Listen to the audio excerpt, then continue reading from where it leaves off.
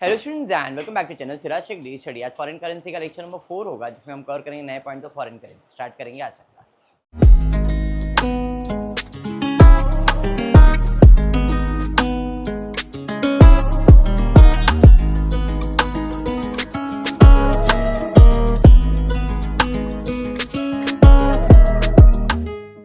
In the previous class हमने 2 accounting year का sum complete किया था। अगर आपको याद होगा, एक से ज़्यादा साल लगता है तो सम कैसे सॉल्व कर दे। कल के क्लास में हमने लेजर नहीं बनाया था और एक छोटा सा अकाउंट बनाया था, ledger foreign exchange fluctuation account. If you remember, ये FEF अकाउंट फेयर बनाया था। चलिए आज का क्लास देखते क्या है। चेतन इंटरनेशनल भाई करना क्या है, pass journal entries to record the about transaction in the books of Chetan international and also prepare Rex and company account. Account भी बनाना है और जर्नल एंट्री भी सॉल्व करना है। ठीक है, चलिए ईयर एंड क्या है देखो जरा। Year and accounting year. Accounting year मतलब अप्रैल से मार्च। तो अप्रैल से मार्च एक अकाउंटिंग ईयर बना दिया, बराबर है। अब Chetan international an Indian exporter sell goods to Rex and company of New York for $1,45,000 on 31 December 2012। 12-13 का कैलेंडर बन जाएगा 12। 31 दिसंबर को Indian exporter sell goods to, किसको? रस्क को बेच रहा है, सेल कर रहा है। कितना सेल कर रहा है? $1,45,000। अब डॉलर का रेट कितना है जरा देखते। Exchange rate on the time of invoice was $47, मतलब $1 का रेट कितना था? 47। सामान बेचा है, ये समझ में आ गया। आगे चेतन इंटरनेशनल रिसीव रेमिटेंस, पैसा मिला $1,00,000 का 1 मार्च को। भाई 1 मार्च को पेमेंट रिसीव हुआ $1,00,000 और डॉलर का रेट क्या चल रहा था 1 मार्च को? 48। The local bank deducted that charges ₹1,000।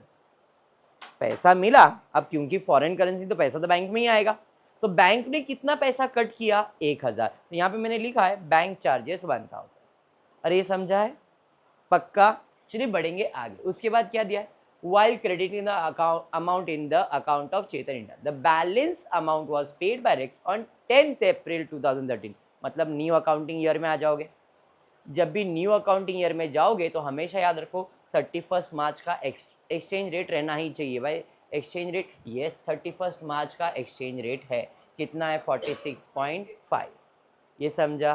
फिर एक न्यू कैलेंडर बनाया, उसने पेमेंट कभी किया है? 10 अप्रैल को। 10 अप्रैल को कितना पेमेंट करेगा? तो $1,45,000 था, 1,00,000 कर दिया था तो पेमेंट $45,000 ही करेगा वो।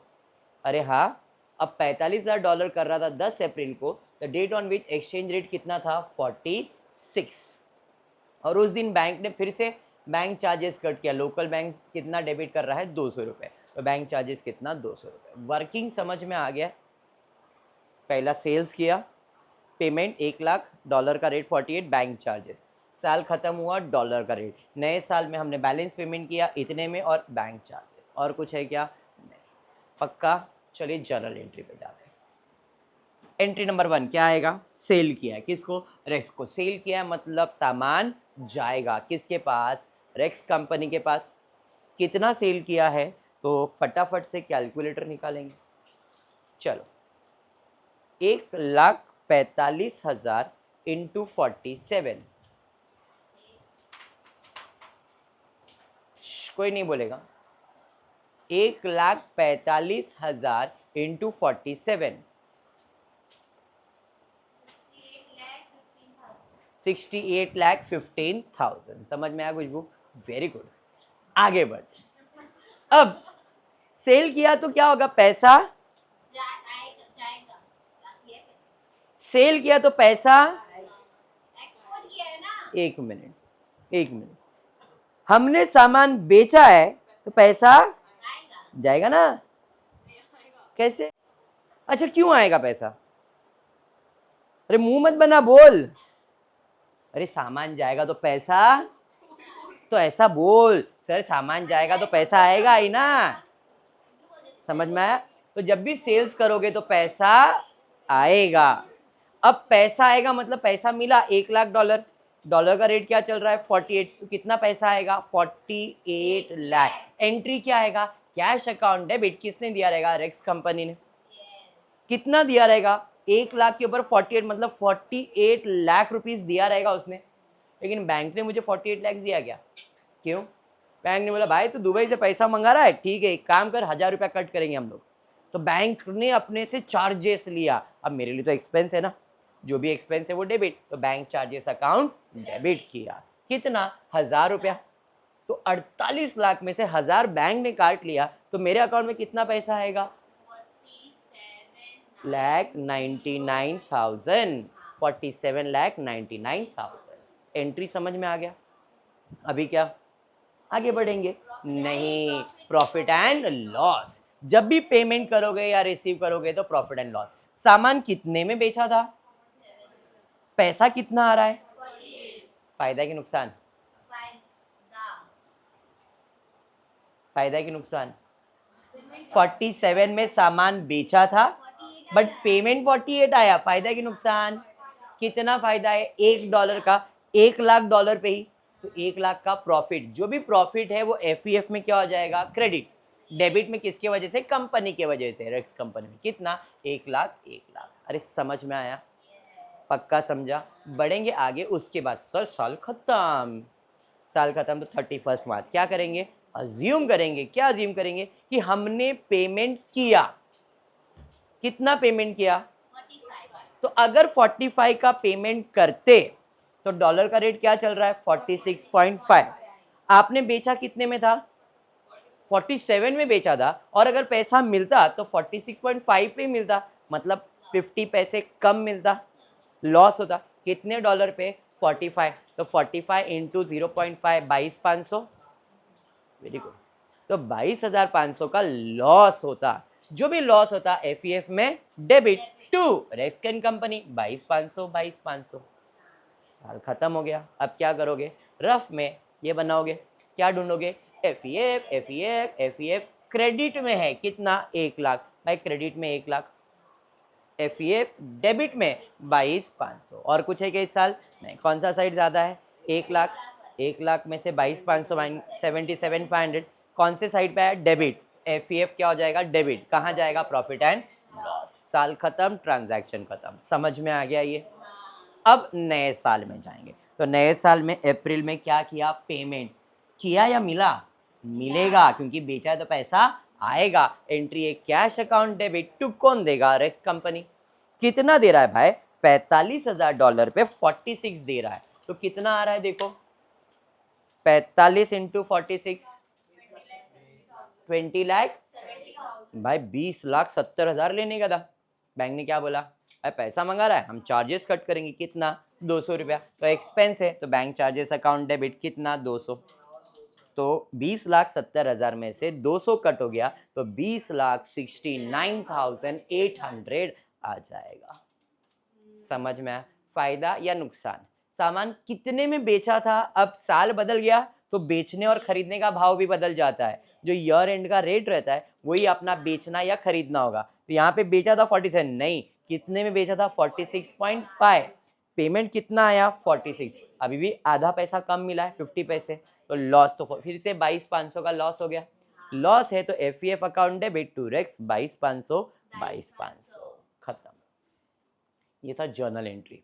लेकिन अगर क्वेश्चन बोलता prepare Rex account only account, तो भाई अकाउंट में यहां पे जरा ध्यान देना, कॉलम बदल गया।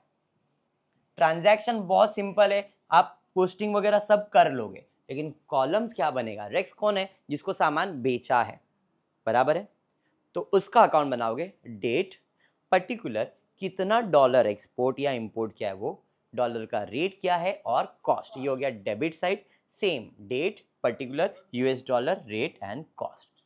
चलिए तारीख के हिसाब से जाएंगे। पहला हमने दिसंबर में सामान बेचा, बेचा तो इसकी एंट्री क्या है, सामान जाएगा और रेस्ट कंपनी अकाउंट डेबिट, तो डेबिट में लिखना पड़ेगा टू सेल्स, कितना सेल्स किया $1,45,000, डॉलर का रेट था 47, तो इधर $47 लिखना है, तो 1,45,000 इंटू 47 68,15,000। समझ में आ गया। फिर उसके बाद पेमेंट किया, इसी ने पेमेंट किया, अब इसने पेमेंट किया मतलब पैसा आएगा, कैश अकाउंट डेबिट, हाँ कैश अकाउंट डेबिट किसने किया, कितना 48 का पेमेंट किया, तो Rex account credit by cash. $1,00,000 का पेमेंट किया, डॉलर का रेट 48 था, तो 40 सर 1000 कम दिख रहा है क्योंकि कैश इतना था, बाकी 1000 रुपया बैंक चार्जेस था, तो बैंक चार्जेस कितना 1000, तो 48 लाख का बाइफर्केशन समझ में आ गया। अब यहाँ पे डॉलर नहीं दिखाना है, डॉलर सिर्फ एक ही जगह पे कैश में दिखेगा, रेट 48 ही लगेगा, तो 48 पूरा नहीं 4799 और बैंक चार्जेस 1000 हो गया 48 लाख। समझा या बाउंसर गया पक्का। उसके बाद क्या किया था, फायदा या नुकसान, उसका रेक्स के कोई लेन देन है हाँ या नहीं, देखो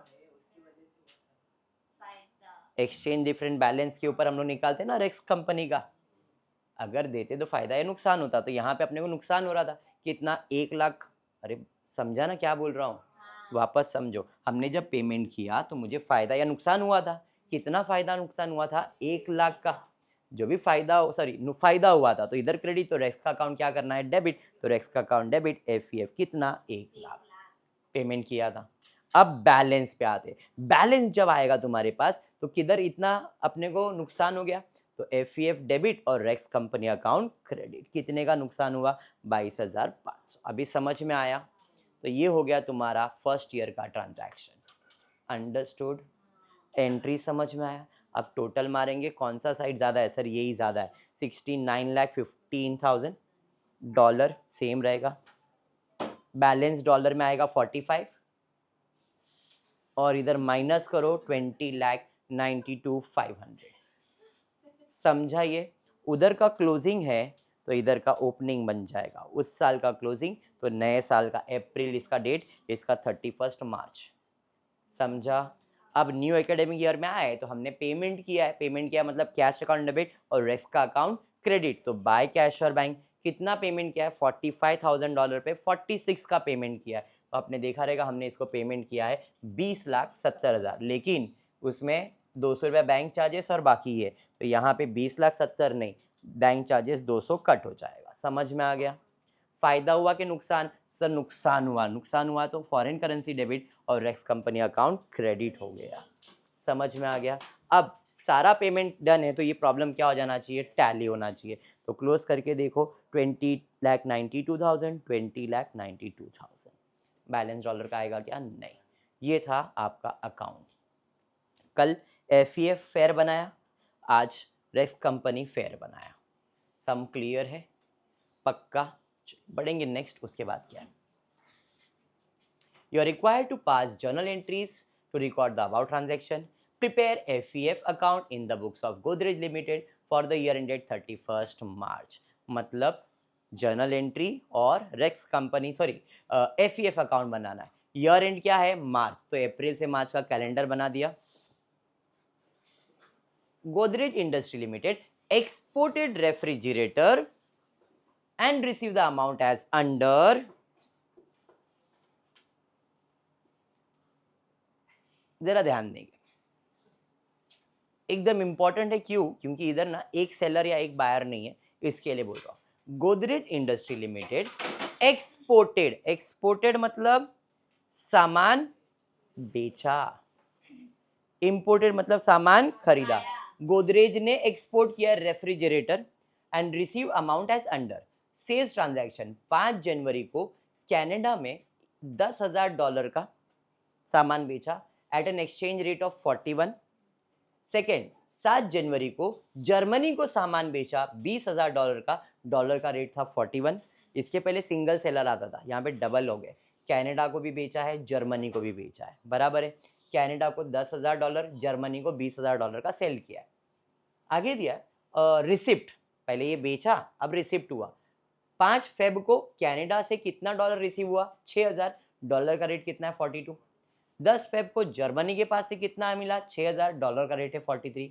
15 अप्रैल, अरे ये तो न्यू ईयर में आ गया, जर्मनी से पैसा मिला, और 31 में ये भी न्यू ईयर में आया, मतलब 2 अकाउंटिंग ईयर है, तो वर्किंग स्टार्ट करता हूँ। सबसे पहला 5 जैन, तो जनवरी 5 को हमने किसको सामान बेचा है कनाडा को, तो सेल किया है सी को, कितने का सेल किया है $10,000, कितने में, डॉलर का रेट था 41। अरे ये समझा, सेम मंथ में 7 तारीख को वापस से सेल किया है डब्लू को।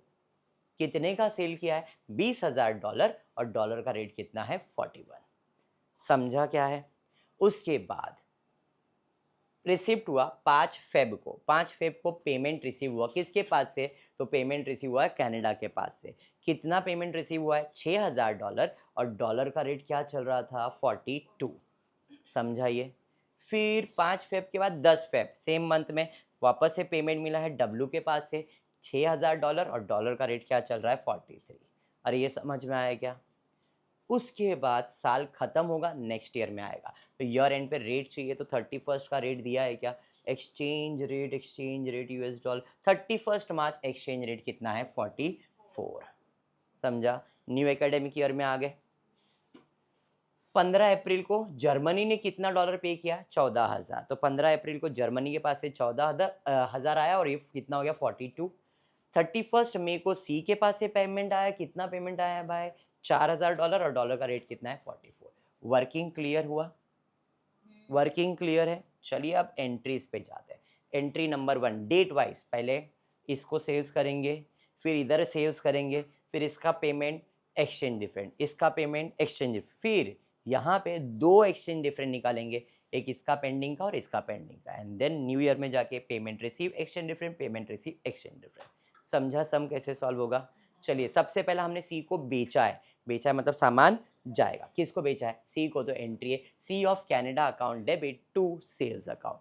कितना सेल्स किया है? $10,000 इंटू 41, 4,10,000, 4,10,000। अरे बराबर। नेक्स्ट डब्लू जर्मनी को बेचा है वापस से sales to W of Germany 8,20,000, 8,20,000, 20,000 into 41 करो 8,20,000 आएगा। समझ में आ गया? अब पेमेंट रिसीव किसका? सी का पेमेंट रिसीव हुआ है। पेमेंट रिसीव हुआ मतलब कैश अकाउंट डेबिट और सी अकाउंट क्रेडिट। कितना? 6,000 इंटू 42। तो 6,000 इंटू 42 2,52,000, 2,52,000।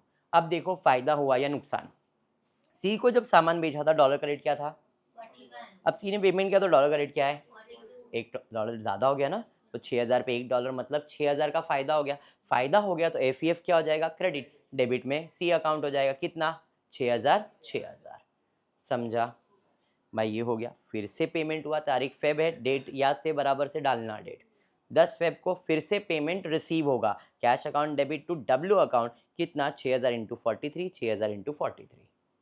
समझा ये? अब फायदा या नुकसान। बेचा कितने में था? 41।